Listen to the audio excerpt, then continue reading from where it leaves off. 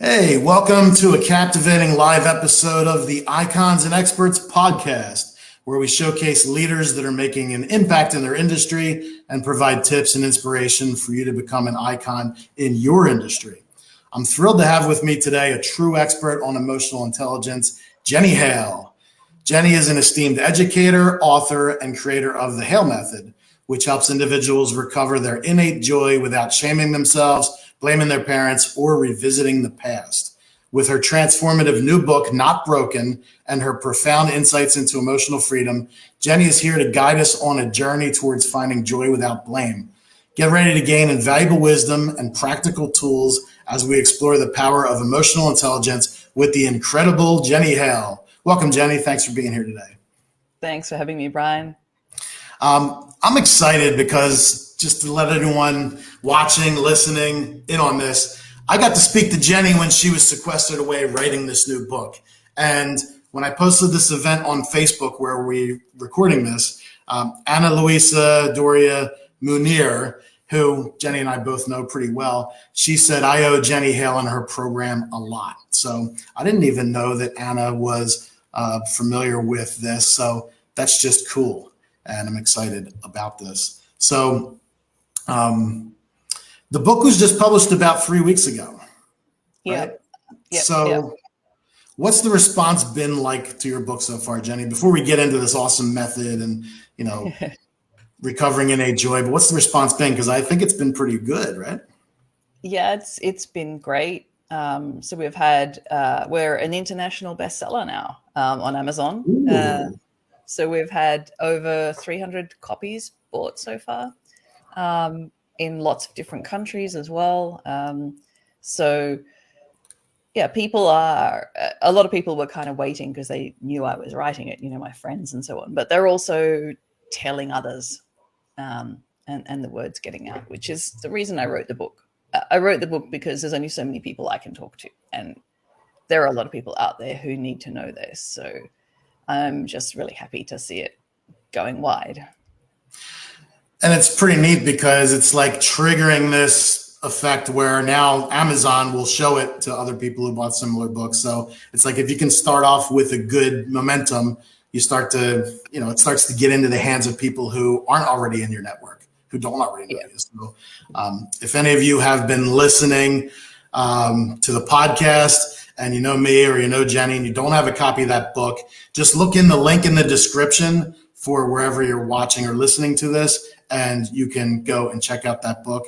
Unfortunately, I have the distinguished honor of being either the first or one of the first reviews on the book. So I got a copy of it pretty early on, read through it while on vacation, loved the content, and I know a little bit about it because Jenny and I've known each other for a while. Really well done, Jenny. Really happy that you have this book.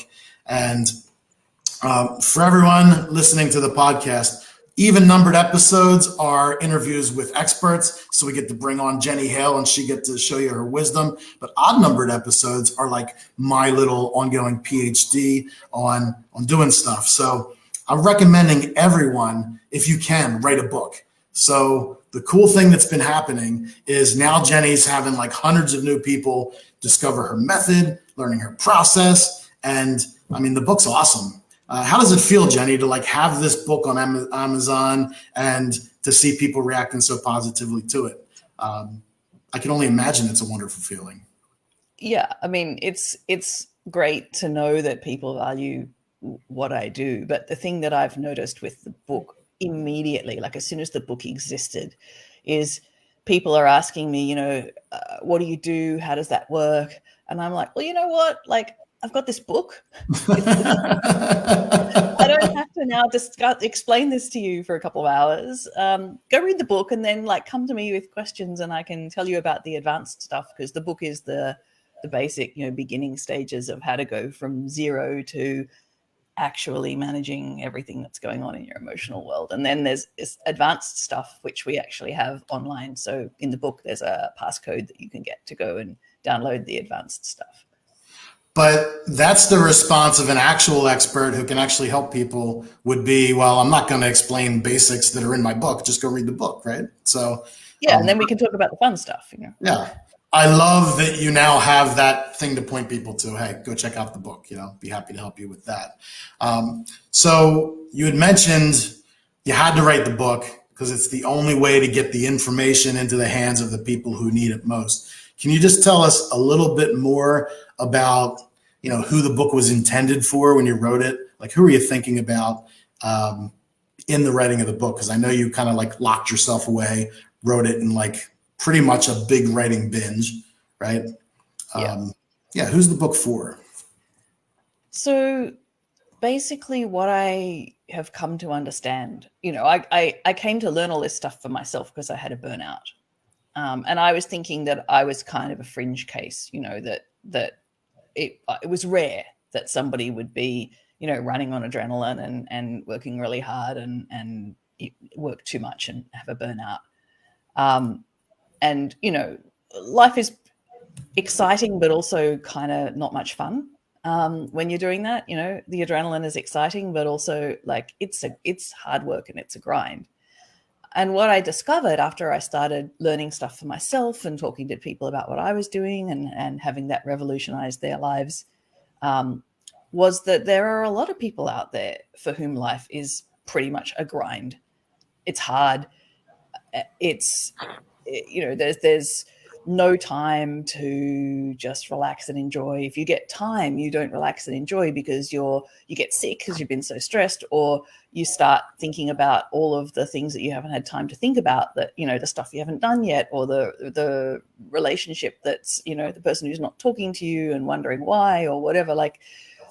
And a lot of people don't actually realize that when you get to a certain point in processing what's going on in your emotional system, those quiet moments, when you're in the shower or walking to the bus or driving the car, you actually have nice thoughts in those quiet moments instead of going back to a problem and chewing on a problem in those times. I would have thought before, that it was just really rare, but apparently it's very common. So yeah, I would imagine it is pretty common for someone who's focused, determined, driven. My thing that's worked well for me is, just ignore everything else, focus on the thing I'm working on. That can get exhausting, right? Yeah. And the thing that I've noticed, the pattern is like, okay, when inspired, when I have the idea, I love what I do. Well, that's easy. It kind of takes over. But that dries up, that runs out, but then I still feel like I have to live up to what I was doing during those like really turned on periods. And then that's where it starts to feel like a grind, right? Yeah, absolutely. So that's where I'm not claiming to be normal. In fact, I hope I'm not normal. But I think for entrepreneurs, this is a normal thing. It seems like it would be, because we put everything we have into what we're doing. Yeah, but you have the advantage of having spent several years meditating. Yeah. So you actually have the capacity to stop when the inspiration runs out. You don't feel like you can't stop. And no matter how hard it is, you have to keep going or the whole thing will fall over. So that's interesting. Awareness that it's happening is something that maybe many people watching or that don't have experience with this Hale method, like they might not even know that this pattern's happening, right? They just have the feelings with it. Yeah. Or they have, they're aware they have periods of inspiration and periods of grind, but it's unthinkable that if it becomes a grind, you just stop for a while. Yeah. I prefer inspiration. It's fun. There's practical reality of life when, sometimes we still have to do things that aren't inspired, but yeah, I don't believe it should be a grind, which brings us to the topic of joy, right? Like, man, okay. Understanding that we may be doing things that for the greater good, for someone else's benefit. Maybe it's not like our most favorite thing in the world to do, but I still believe that there should be joy overall, right? We should have joy in what we're doing. And the book is about recovering innate joy, right? So I wanted to ask you a question about that. Okay, so for people who have experienced joy, they may be wanting to recapture that. But what about, the people who have never really experienced it. Maybe their whole life has been this sort of like, I don't even know if I can be happy, and they're chasing it. So, how do you recover or find something you've never had? Yeah, that's a great question. And It really is. again, there are a lot of people like that. I was like that. I was a workaholic in primary school. And as far as I understood it, life was doing a whole bunch of stuff you should do until you got to like age 65 and could retire. And then hopefully you would have a few years of being able to have some choice in what you did before you died. And that was just how life was for me. And there's a lot of people who've grown up in families with the Protestant work ethic and a lot of submerged trauma who have the same kind of experience of life, that you spend your whole life doing what you should do, doing what other people think you should do, not doing things, like what you want doesn't even enter into the equation. And in that case, of course, how can you have joy if you're never doing any of the things that bring you joy and you haven't even had time to figure out what those things are? When you say what you want doesn't enter into the equation, where does this kind of idea come from? That like what I want's not important? Because to me it sounds foreign. Like I've always thought about what I wanted being important. Yeah. Well, when I was a kid, I don't want to was not a good enough reason. From who? From my parents, from my mother generally. Primarily the parents. Okay. Yeah. That was like, she was like a bulldozer, this is the right thing. She had decided what the right thing was, and we're all going to do it because it's the right thing.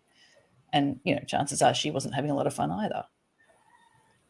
Were you afraid of your mother, or were you just trying to please her, or what was your motivation? Or you didn't think it was just who you were? Well, at the time I didn't know.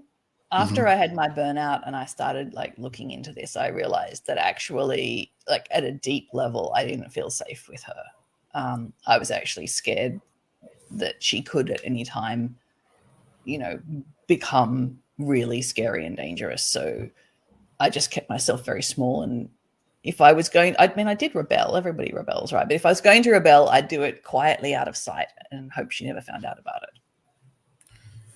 Okay, so you're growing up with this work ethic of like, well, if I can just do what I need to do in school and do what, my opinion of other people expecting from me is, then things will work out. So how did you get to a point where you realized there could be joy in life? Because it sounds like you didn't even know that was a possibility early on. Yeah, no, did not know it was a possibility. I had a burnout, and I had to confront that the way I was living my life was unsustainable.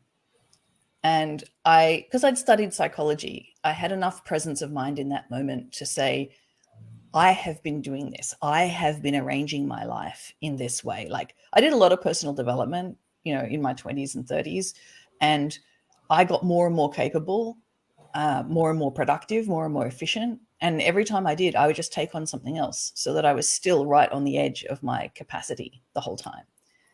And so I owned that I had done that, and then I asked why. And that's what started the deeper inquiry into the emotional drivers of this kind of workaholic behavior.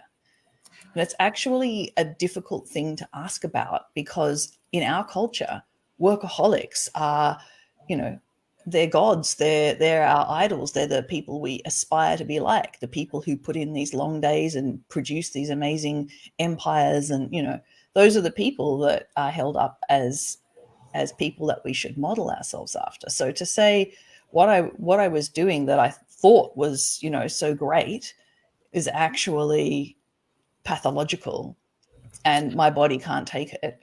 I actually had to become incapable of working before I asked myself that. You're right. We put people like that on a pedestal, greatness, Tom Brady, Michael Jackson, Michael Jordan, right? Like the story is always how they work so hard, right? Yeah. So that is a thing. But I want to back up a moment because you said something that I find is pretty incredible. And I think, I don't know if you're lucky or smart or a combination, probably both. You said, well, I realized I'm making these choices and it's affecting me. So you accepted responsibility, which, man, that's a hard pill for a lot of people to swallow. Like, they want to blame other people.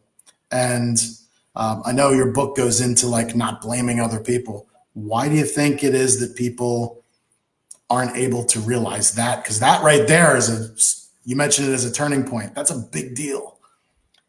Yeah. And I think, a lot of times there's an emotional experience that has persisted since childhood of being powerless. Parents need to manage the environment around their children in the right way for their children to get a sense of autonomy and a sense that their choices matter and that they can affect the world. And if the parents are too stressed or overwhelmed or working and kids are being passed around to paid childcarers and no one has time, then that sense of being powerless that you have as an infant when you can't move just persists. And so I don't think that it's necessarily a character flaw or a lack of intelligence or anything like that. It's just that if you haven't gained those skills, gained that understanding of the world through your own experience in childhood, then you remain in feeling powerless, feeling as though the world is just going on around you and you're, behind a piece of glass almost, just a passenger just watching it unfold, and then it affects you. And there is a whole process that people need to go through to actually get in touch with their own authentic self and their own wants and needs, and then to be able to actually negotiate with the outside world to get those things to happen. If the parents don't support that process, people get to adulthood unable to do it. So we're actually looking at two different things here, which I hadn't realized prior to you just saying that. One is learning the emotional mastery and emotional intelligence for ourselves to heal the past, because our parents couldn't give us what they didn't have. Maybe they didn't prioritize our feelings, our needs through our development, which could, it's a big deal.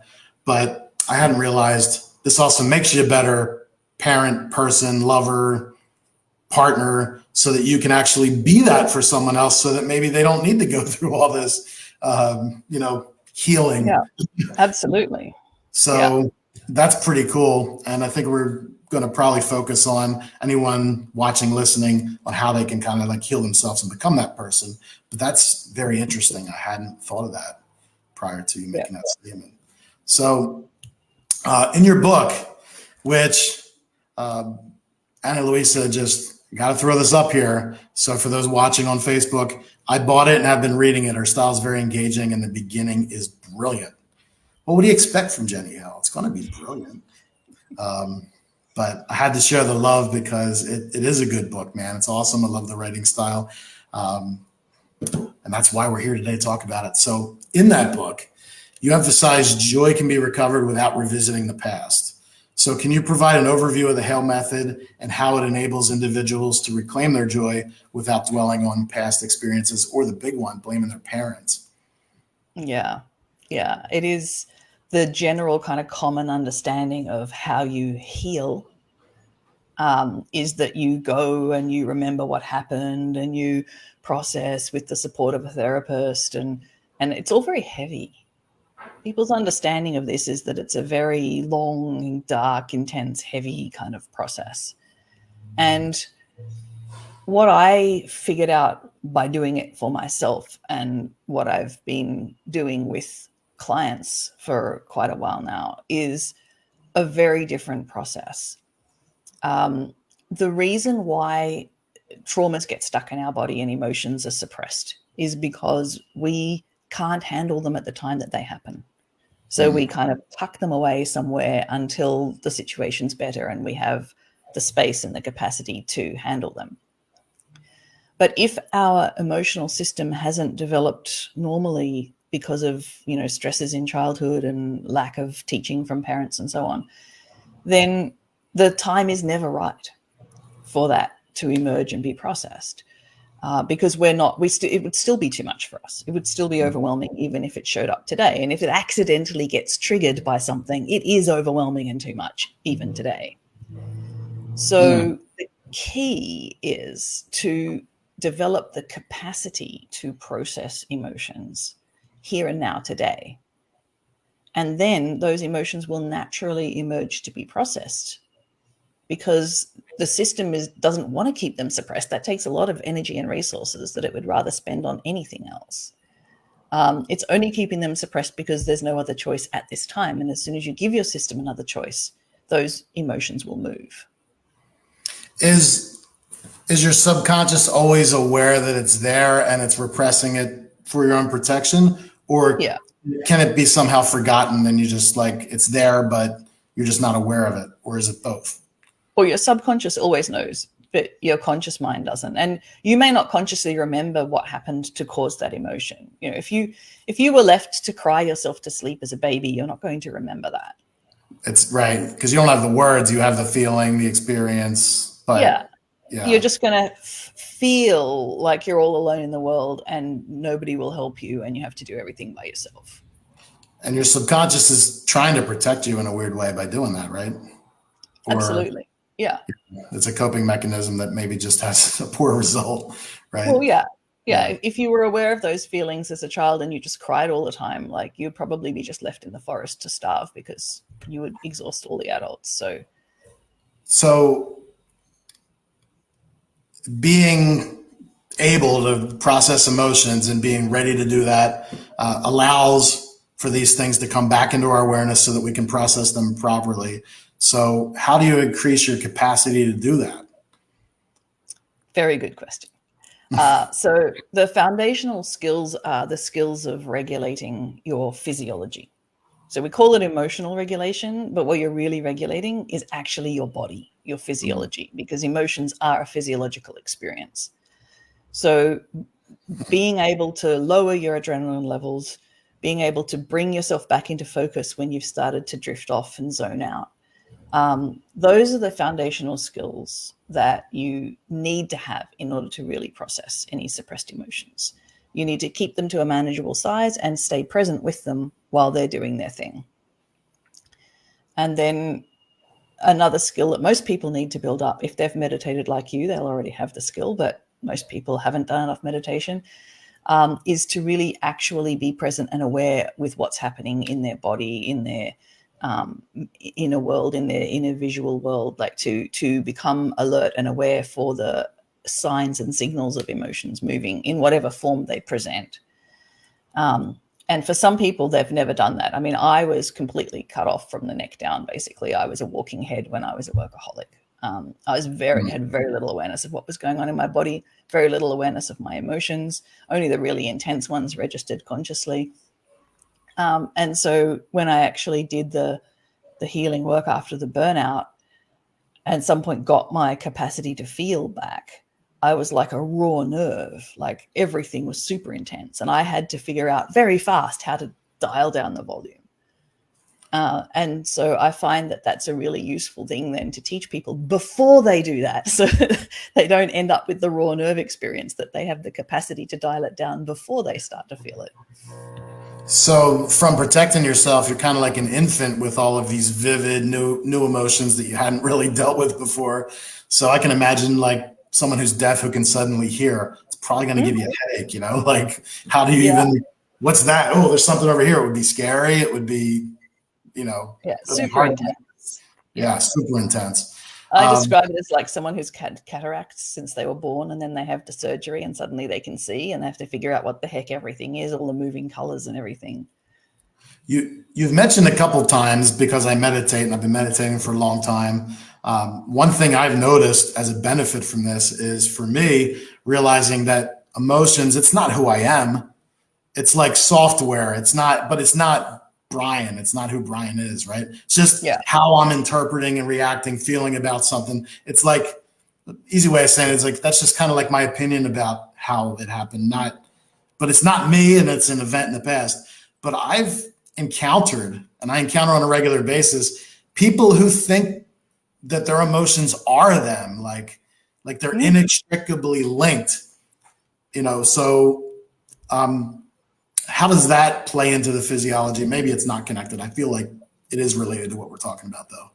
How does that play into things? I find maybe it's hard to deal with if you don't understand that. I don't know. Yeah, I think it is an awareness thing more than a physiology thing. But if your physiology is in a heightened state, if you're alert for threats, then it's much more difficult to have the awareness to separate out, okay, that was the stimulus, this was my body's response, this is how I'm interpreting that response.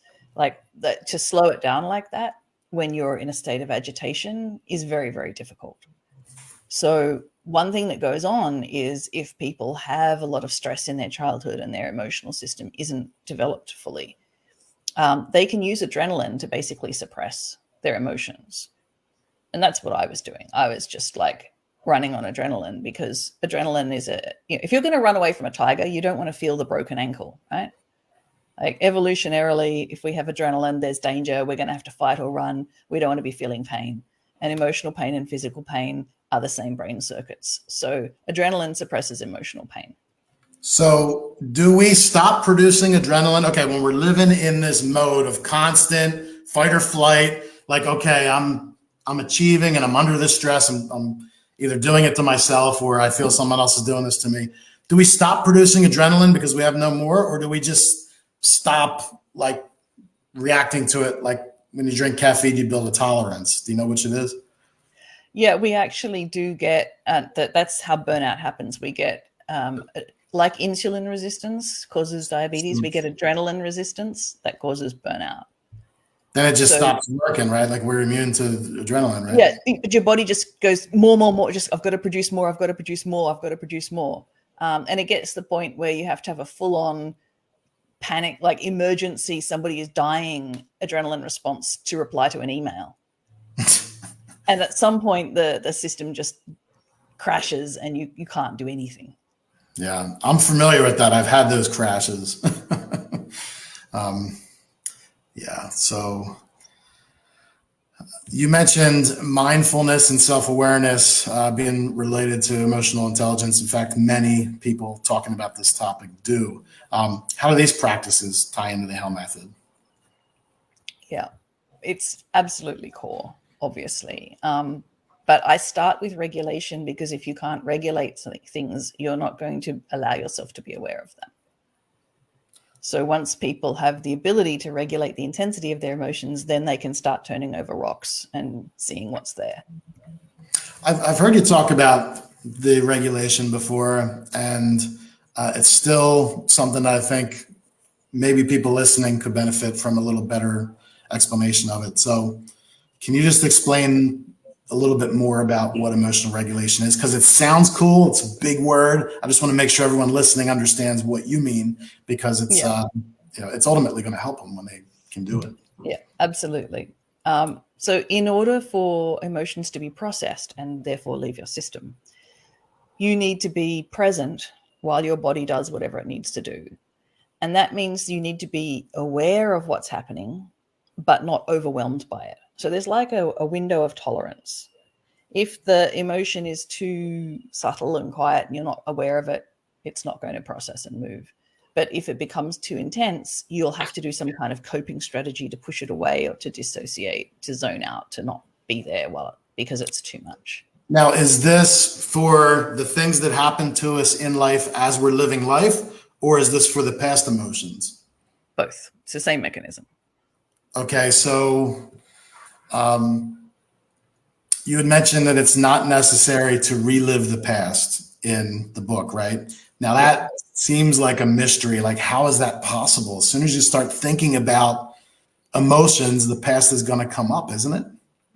So how do we? Not necessarily. If you were left to cry as a baby, okay, right, you can work with that emotion without remembering anything about what actually happened. You can't remember anything about what actually happened. But you can allow that emotion to process and leave your system. So, okay, so how can we become aware of those emotions? Because that's like, seems like it's operating in the background, but how do I even know that that's affecting me or somebody listening? Throughout the day, there will be here and there things that remind you of situations. We call them triggers. So, if I see a woman in a red power suit, I instantly get a flash of an emotion I had when I was 5 years old, and my kindergarten teacher was wearing a red power suit and she yelled at me. So we get these little like triggers where the emotion will become present for a second, all day, every day. Now, if you're doing something, obviously you're not going to stop and tune in and let the thing process. But you can go, I felt a thing when I saw the lady in the red suit. So tonight, when I have a quiet moment, I'm just going to think about the lady in the red suit and see what it was I actually felt and see if it wants to move. So the awareness is like just noticing that when you saw that lady, you felt some emotion. Maybe you don't remember it was your kindergarten teacher, or maybe you do. Yeah, there's no need to remember it was your kindergarten teacher. I had a ex-girlfriend who every time she's a Hawaiian, half Chinese, worked at UH. She's, she now has a PhD in like Hawaiian cultural studies. But every time she saw a blonde white woman, she got angry because her first love of her life left her for a white woman, right? And culturally created all these insecurities in her, and she would talk about that. So is that a good example of how you might feel triggered? Like her just seeing a blonde person, she would be angry. It would ruin her mood, and she was even conscious of the fact that I shouldn't be upset about this, but man, that fucking blonde bitch, and she was like a cool, warm, loving person, but man, the blonde could just send her into another world, Yeah, absolutely. And there's no need to know why. Yeah. Because the emotion is present here and now today. We don't need to know how it got created. All we need to do is process it here and now today. And this is something that a lot of people experience when these things get triggered. They don't know how to process them. They don't have the capacity or the tools to process them. So they just feel them for a while and then they kind of subside until the next trigger, and then it comes back again just the same. Okay, so let's say we notice something like that. So maybe you notice you're getting angry when you see a blonde woman for whatever reason. Maybe your mom was blonde. It could be that. What do you do next then? We got to the point where we can notice it. Okay, good. Oh, I'm feeling pretty good. Okay, that's something that can help me. Yeah. What do I do next? And this is where the mindfulness comes in. So awareness is like noticing that something's happening, but the mindfulness and awareness needs to go one layer deeper and go, okay, so what exactly happens in my system when I feel this? Am I having physical sensations? Do I get like a clenching in my stomach, or like what happens in my body? Do I literally see red? I mean, we have this expression in English, right? I see red, which means I get angry. Some people literally, they see the color red. That is a sign for them that they're feeling anger. Or do we hear something? I'm actually hearing a voice saying that bitch. Like, what is going on in my system when this emotion comes up? And becoming very aware and very mindful of, just curious about how it manifests, not trying to get rid of it, but just being curious about how it manifests. And then when you give it enough space and interest and curiosity, you may find it shifting. And then you just watch that and you go, oh, look, that bit actually loosened up. Oh, red's gone to more of a purple. And you keep watching, and it will do its thing. As long as you're just calmly, with curiosity, watching it do its thing. Well, and see, that's a big deal, because watching it do its thing, it goes back to what I was saying earlier. It's not you, it's a thing that's going on. And you remove the judgment, right? It wants to fight you. If you make it into like a monster, if you say, oh, this terrible thing I'm afraid of. But I've found, and I'll relate it to another example. I figured this out like 20 years ago. I don't know how I figured it out, but okay. I would get mad at something, right? And at that point, maybe for 5 years, I'd been taking spirituality seriously and I was meditating. And my initial impulse was like, I'm spiritual. I shouldn't be angry. But it would linger. I'd still be pissed off. I'm just in denial about it. But then I learned, you know what? When I'm feeling mad, as much as I don't want to be angry, really, it's not my favorite emotion.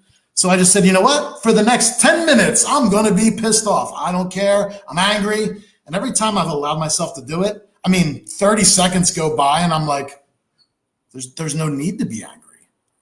Yeah. But like when I've held on to it and resisted it, I empower it. Right now, it's like this festering thing that like won't go away.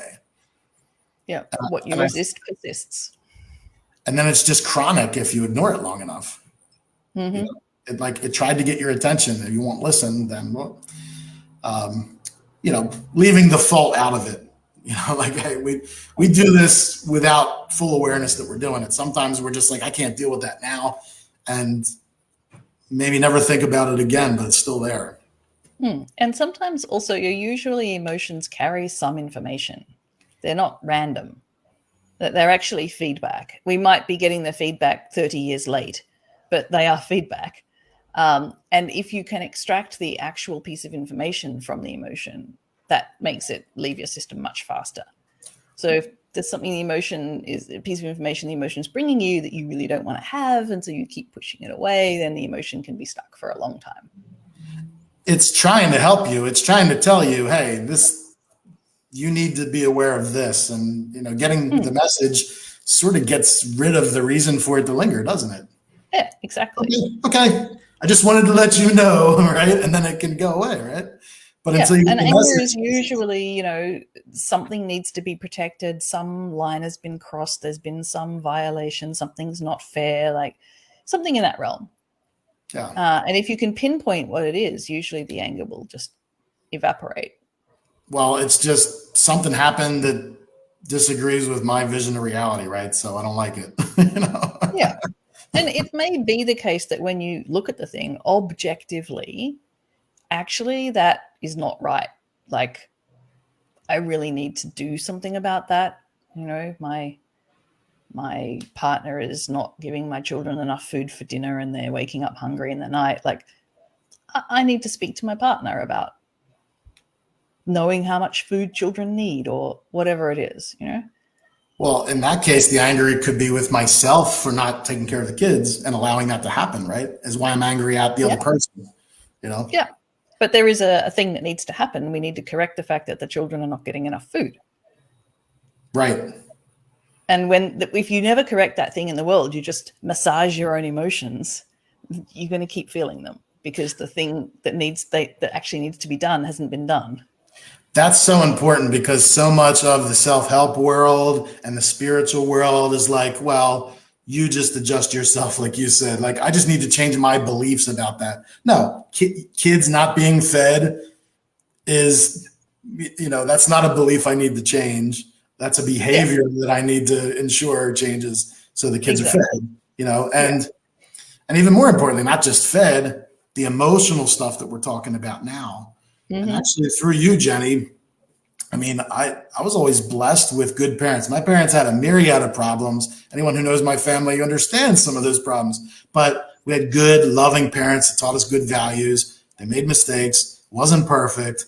But man, when I know people that have they didn't have supportive parents, or they were always not good enough. And no one cared enough about them, kind of like 16 Candles, like they'd forget their birthday and were just never encouraged, never uplifted. That blows my mind in a lot of ways, that any parents would exist and not try to build their kids up. Yeah, absolutely. But unfortunately, there's a great deal of that happening. Yeah, and one of the struggles that people have when their parents were not really didn't give them enough of the right environment is that somebody who had a good environment in early childhood is incapable of comprehending the intensity of the emotional pain because they have in their whole memory had this base level of okayness. And if you don't have this base level of okay, I'm an okay person and the world is safe and everything's probably going to be okay. It'll be uncomfortable, but not disastrous. If you have that foundation for the whole of your living memory, you have absolutely no idea of what the emotion is like for somebody who doesn't have that, for somebody who feels worthless, who feels unlovable, who feels like the world is a dangerous place and it could kill them at any moment, and they have to be completely on guard around other people, not to let other people see the part of them that's so horrible and disgusting, and also to try to get safety in little ways. The emotional intensity of that experience is indescribable. And what you just described is something that I would feel that people feeling that would have a hard time sharing, because that doesn't, I mean, I've never really publicly heard, on a big level, permission to share those kind of ideas. It kind of sounds crazy what you just said to a lot of people, right? And that's what happens if you have the privilege of having had this really good childhood and having a really stable emotional system, and someone starts talking like that. You do feel that you have cognitive dissonance and you feel like they must be crazy and that can't be real. And so people experience being invalidated and dismissed and pathologized over and over and over. Dysregulated emotions are a symptom of various mental illnesses in the diagnostic manual. But for a lot of people, their emotions are only dysregulated because they never learned how to regulate them, not because they have a chemical imbalance in their brain. But they are treated as though there's something wrong with them, as though they're like irredeemable and people should be careful around them and, not get too close to them in case they, explode and do something dangerous and all of this kind of stuff. And that's why I chose the title of my book to be Not Broken, because I want people to understand that having your emotions nicely balanced is a skill. It's like being able to speak Hungarian. Some people got it from their mothers without even thinking about it, and everybody else has to actually make the effort to learn it as an adult. And it's not the easiest thing to learn when you're an adult, but you can learn it. Even though the focus of our talk today is more like what can we do for our own emotions, just listening to your description of this, what can an emotionally mastered or emotionally intelligent person do to help people that are in that situation? So let's say for everyone who's listened and read your book, and okay, we've integrated a lot of this for ourselves, in what ways can we support others who, if we notice, like, hey, you're pointing out things to notice in myself, I'm automatically going to start to notice them in other people. So the reason why I'm asking this is, like, we don't want to really be like self-righteous or weird about it. It's just, how do we appropriately act compassionately and help people? Other than say, read Jenny's book. It's awesome. It changed my life. It would be the number one. Yeah. I would say that the number one thing is to remember that nobody does this on purpose. Nobody is deliberately being emotionally extreme. And so if somebody is showing extreme emotions, it's because they are in some way hurt, they are in some way struggling with some trauma or some lack of skills from their childhood, and they're doing their best. That looking from the outside, you might see many other things that they could do, but people choose the best option from the ones they see. And if you always approach everybody from that perspective, you can still stay at a safe distance if they're swinging fists around. Right? You don't have to like volunteer as tribute to be the punching bag. But knowing that what this person needs is support to build those skills to calm down. I mean, one of the best things that we can do for each other is we can co-regulate.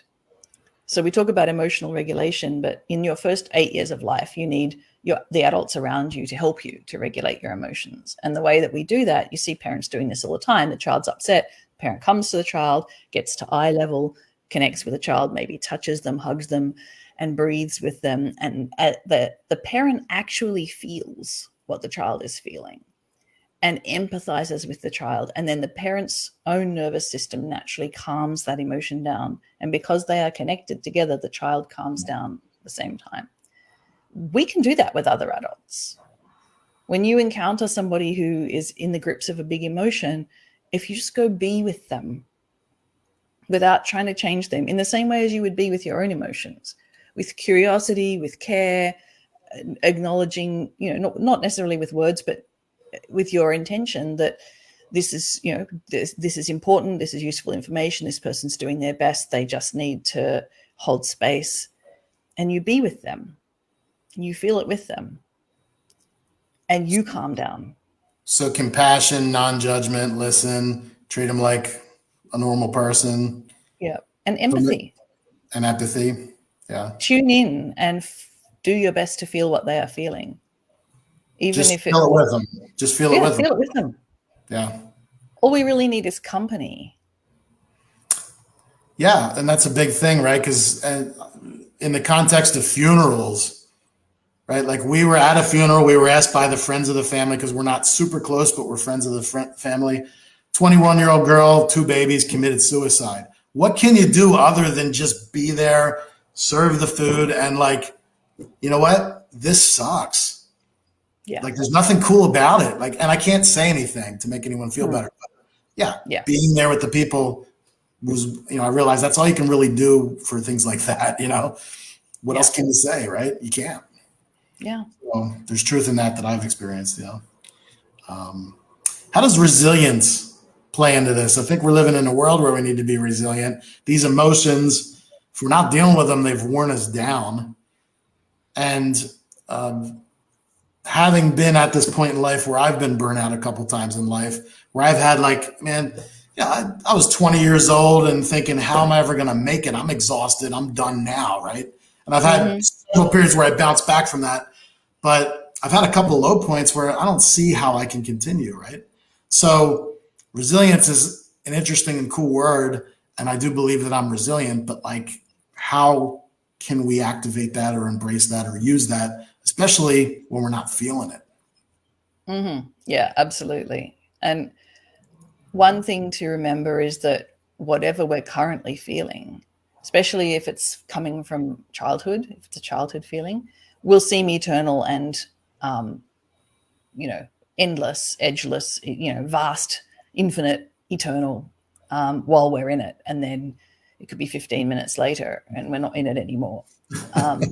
So, you know, whether it lasts for a few months or a few minutes, knowing that this too shall pass is an important part of resilience. You don't need to feel resilient to be resilient. So what can you do though? You've got if it's a heavy weight, like whatever the emotion is, it's a heavy thing. You just can't shake it. Maybe it's extreme grief. Maybe it's just, you know, I don't know. You haven't achieved what you want to achieve, but it's like weighing on you and you're starting to say, well, okay, I've been doing it, Jenny. It's been a while. It's still not past. What's the strategy for that? Because I mean, that's a big one. Yeah, grief is a process. Grief takes time. In our culture, we're all for the quick fix. It's like, oh, somebody in your family died, you can have like a day off for the funeral. No, you can't shake it. It doesn't. It goes off when it wants to, you know. Yeah, but it does need space. So if you keep doing a full life and there isn't really any space, it will hang around a lot longer. If you make a lot of room in your life for the emotion to process, it will process faster. I lost my best friend when we were all 24, an athlete. He died of the flu, just completely unexpected, out of the blue. And I cleared space. I could do that because I was working in academia at the time and it was summer. I cleared space and the majority of it moved through in 3 months. But I know plenty of people who have hung on to aspects of the grieving process and ended up stuck in it for years. For me, grief's been the worst kind of pain. Like I'd rather have any other kind of pain than grief. Okay, I'm understanding on one level what you're saying. Okay, make time and space for it. But I'm curious. So does that mean you go to the ocean and you just remember the person, or do you create an activity that's dedicated to their honor? Like what?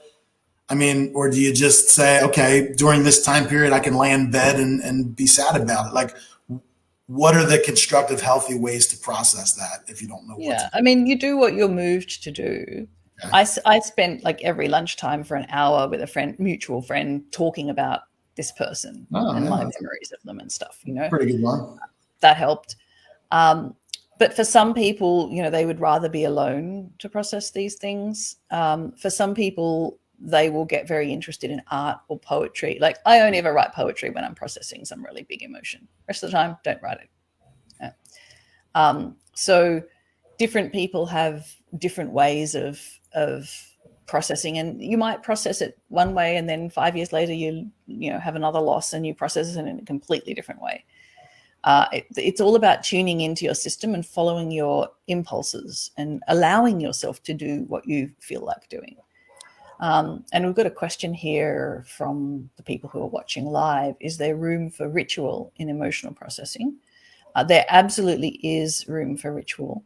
The only thing to be careful of is if you are mentally creating a ritual or taking it from an outside source, it might suppress rather than release the emotion. So you need to really check in with yourself to make sure that the ritual is going to support your authentic processing. So is creating our own ritual a good thing, or should we focus on like the ones that are already created? I'm confused about your response, Jen. So the answer is it depends. Like if you are, for example, devoutly Catholic and the thought of God's grace gives you immense comfort and allows you to relax and accept whatever is happening in the moment, then a ritual invoking God's grace to get you through this difficult time will be effective because it will put you in the right kind of state for the emotion to process. But if you were raised in a Catholic family who were very controlling and judgmental and didn't allow you to express yourself, and you do exactly the same ritual, it will probably result in you suppressing the emotion. Because you've suppressed your faith, according to that, because that is what the Catholic faith became to you. Those were the associations you developed as a child. So even if you were using an outside ritual, you still need to understand your own personal associations with it and reactions to it in order to use it effectively. That's where the self-awareness comes in, mindfulness. Well, we have rituals, funerals, celebration of life. These are parts of the grieving process that are accepted. And in Hawaii, there's certain things that they do. If they were lovers of the ocean, if they were in the water a lot, people will paddle out on surfboards and spread the ashes and throw leis. And I mean, that's a very good feeling thing to do for people who love the ocean. So I can imagine that those type of rituals may feel good and be good, right? Yeah. That's why I was saying maybe honoring that person in some way could be something good to do. Yeah. And I need to say too that grief is not only about people. You can grieve when you move from one place to another. You can grieve the loss of your home, even if it's a better place that you've moved to. But you can grieve, for your neighbors and your routines and the scenery of your original home. You can, if you lose a job, you can grieve. I'll be honest, I'm still grieving the fact that Facebook groups don't have the engagement that they did 6 months ago or 3 months ago. That's a shame. It's a bummer. I mean, I'm dealing with it, but there's part of me that's like, bummer, man. Yeah. And we cannot avoid creating imaginary futures for ourselves. And so the futures we imagine are all based on the stuff that's currently happening, continuing to go in this direction, or, the new thing we're starting having a certain effect. So we have this imaginary future. We put a lot of emotional energy into it, especially if we're manifesting and stuff, right? We're like really pouring a lot of energy into this future that we intend to have happen. And then if something disappears that's part of that future, whether it's a house, a job, a pet, a partner, whatever, that whole future now cannot happen in the way that we had envisaged. It's collapsed, yeah. The whole thing has to be disassembled, pulled back to its component parts, and then rebuilt. And when we do that, we feel anger, sadness, regret, bargaining, and eventually acceptance. That's an emotional tragedy even for optimistic people, if you're honest about it, right? Right, because your hopes and dreams have been shattered and need to be reassembled. Yeah, that's very interesting, Jenny. It's good to be aware of it, right? Because we might just think, we shouldn't feel that way. We shouldn't be bummed about something that hasn't happened. But that should is the key word that gets us in trouble. I think we always are. If you get diagnosed with a chronic illness, you will grieve the healthy future you're now not going to have. Yeah. Or what you have to do to reclaim it, right? One final thought that I wanted to get some clarity on while I still have you here, Jenny, before you have to go, because it's such a treat to have you here with us. The method talks about not revisiting the past. I just want one more clarity point on this. Okay, so when we're seeing the blonde or when we're seeing the school teacher, when we're noticing that emotion, and then we're taking the time to like process it, deal with it, observe it, be curious about it, and we're attempting to do all of this. Okay, past memory comes up. It's not pleasant, right? Like the kind of thing that we're either afraid of, or it makes us extremely sad, or man, maybe, it can get heavy with abuse and all kinds of stuff, So the method is don't have to revisit the past. But I can imagine that the past is going to rear its head during this process. It seems like it has to, and from where I stand. It sometimes does. So people do sometimes have memories, obviously. So what's the healthy Hale Method approach to dealing with those memories that may come up or may not come up?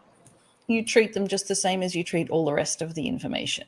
The way you treat the physical sensations or the color red or the whatever else that's going on. It's like another piece of information in my system. I'm just, I see it's there. I observe it. I get whatever information there is to get out of it. I don't hang on to it. It'll pass through. The next thing will come. So watch it, get the message, feel the feeling, let it pass, kind of the process. Yeah. And if it lingers, like what if you start having nightmares about it, or it's ongoing? Like what would the strategy for that? I can't get into like all of the detail on this, but if the basic process doesn't release something, it means it's still doing a job. It still has a purpose in the system. And so we need to actually get into a dialogue with the subconscious. We use symbols to do that, and people will be familiar with that from things like internal family systems and Jungian therapy and Gestalt and NLP. So we use symbols to have a conversation to find out what job it's doing, why it needs to be there, how else can that job get done so that it can move. And that's why we actually have coaches in the Hale Method. If it all just went with this basic, mindfulness and presence and awareness and everything just processed, you wouldn't need a coach. But there are things that do stick. And if you can't figure out for yourself what's it doing here, why won't it release, then letting a coach do the analytical part so that you can really get into the experiencing of it and give the deepest possible answers is the fastest way to figure out what's going on and to move things. Well, it makes sense that there's layers to this, and you might get through a few layers and you hit some kind of bedrock thing that's like, okay, this is a little more foundational and a little bit more of a blockage. So it makes sense to me that the strategy may need to change with the subconscious conversation you're talking about. I'm glad that you mentioned that you're able to help people with that situation too. So if that's you and you get to that point, then you could just reach out to Jenny. Her information's in the book. I'm sure it's in the book. Yep. And you can reach out to me at any time, or Jenny, depending on your connection with us and all of this, you can find Jenny at any time. And she has a wonderful group of people and private community and all kinds of resources to help you deal with all of that. So, and we have coaches all around the world and speaking several different languages. So if you enjoyed the conversation, leave us a comment, let us know. If you're not already friends with Jenny Hale, I just recommend click on the links on the description, go add her as a contact on Facebook, go get the book. It's an awesome book.